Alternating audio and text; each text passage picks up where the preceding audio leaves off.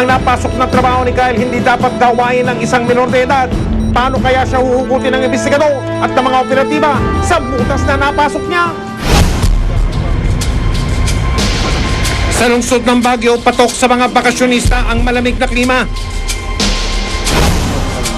Pero sa isang ina na ilang linggo nang hinahanap ang nawawalang unika iha, may init na eksena ang sumalubong sa kanya. At sa bar na ito raw nagtatrabaho ang menor de edad na tinawag namin na si Kyle. Naku po, naloko na. Nangangamba ang inang tinawag namin na si Sally. Baka lalo pang mapariwara ang anak kung hindi agad ito masagip. Nagtatanong-tanong na yun sa akin. Sabi ko, huwag kang pupunta kahit saan. Baka hindi na kita makita. Mamaya daling ka sa kasa o ano man. Kaya't sa gitna ng biyahe, hindi mapakali si Sally.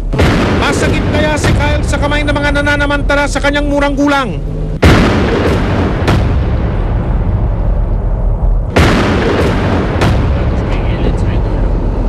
Nang makarating ang mga operatiba sa tapat ng Flex Bar, kagad silang sumalakay. Nabulabog ang operasyon ng Flex. Natigil ang kasiyahan ng mga customer.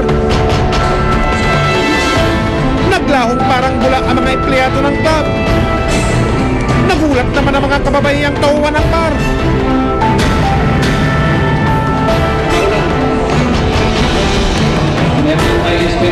Nang hingan sila ng working permit, wala silang maipakita.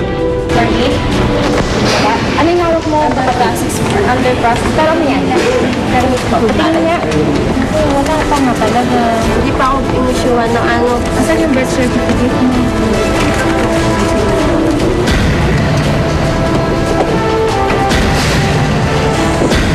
Hinanap namin sa bawat sulok ng bar si Kyle.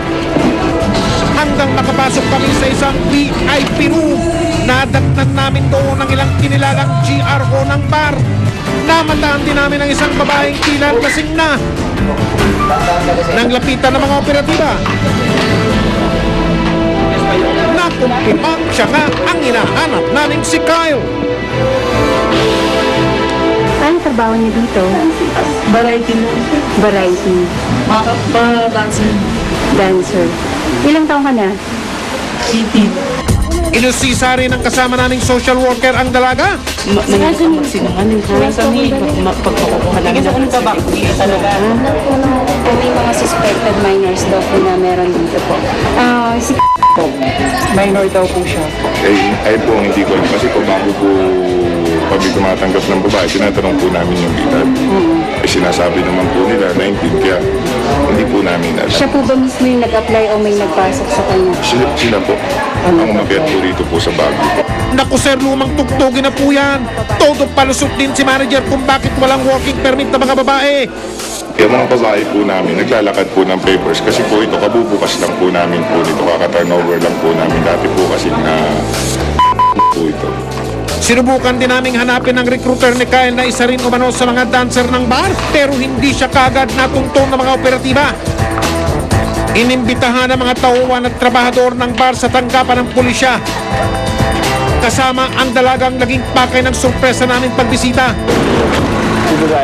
Sa loob ng sasakyan, hindi na malaya ni Kyle na katabi pala niya ang kanyang ina. Alam mo yung table? Ano yung ibig sabihin ng table? Nag-iinom po kami. Ay, nag-iinom. So, nagpapatable ka. Mag-ano na po tawag gusto po kami. Tira mo nga kung sino yung katabi. Sino yung katabi mo? Lingunin Eto. ko nga.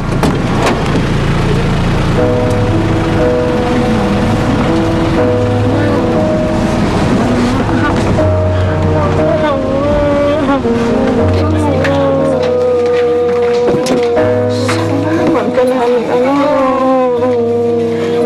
sobrang pag-ano sa inyo.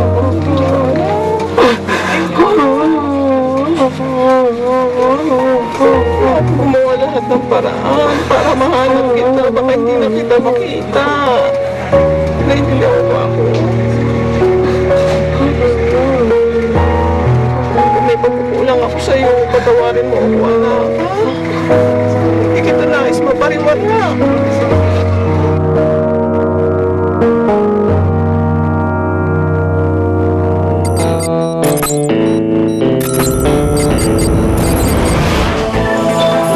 sa investigasyon ng pulisya na lahat ng mga kababayang nagtatrabaho sa Flex Bar walang mga kinakailangang working permit. May mga minor pang sabit. Lagot! Ang nabilang ko noon, 23, kasama na yung mga minor na, kasama yung minor na dalawa. 23 lahat yun. Pero hindi sila sinampahan ng kaso. Alinsunod kasi sa ordinansa ng lungsod. Maaari pang pagbigyan ng mga lumalabag sa unang pagkakataon. Makalipas ang ilang oras, pinauwi na rin ang mga kababaihang nasa hustong gulang. Pero ang hindi nila alam, sinundan sila ng mga pulis.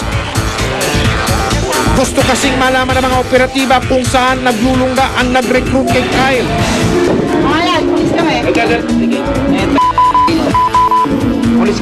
Ilang sandali lang at natunto na siya ng mga otoridad.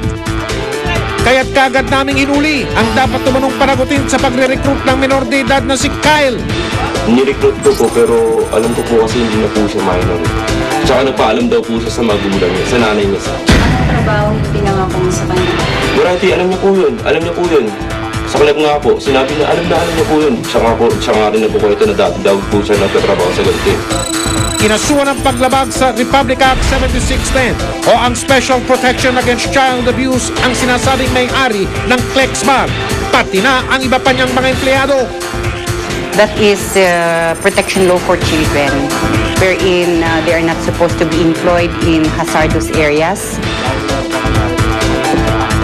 Posible rin daw na masangkot sa kaso ang nag-recruit kay Kyle at sa kanyang mga kasama.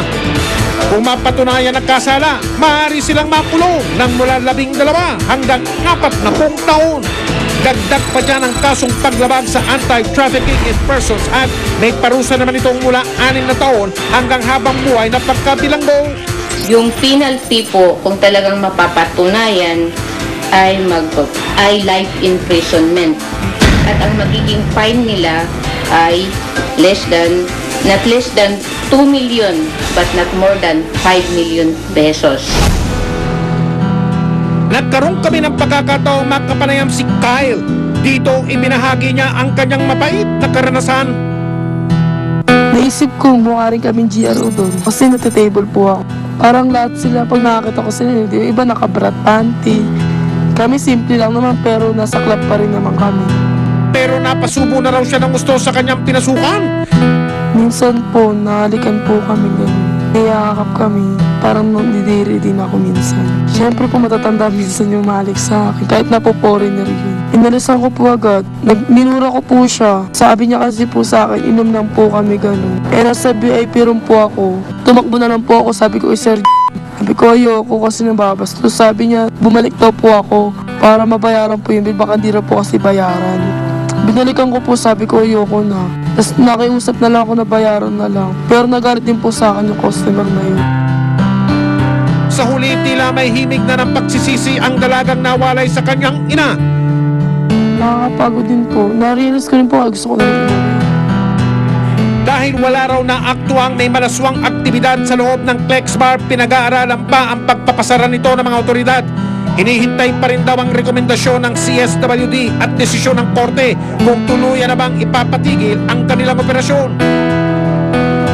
Pero ang investigador parating nakabantay dahil ang mga nagsasamantala sa mga kabataan at kababaihan may malaking pananagutan.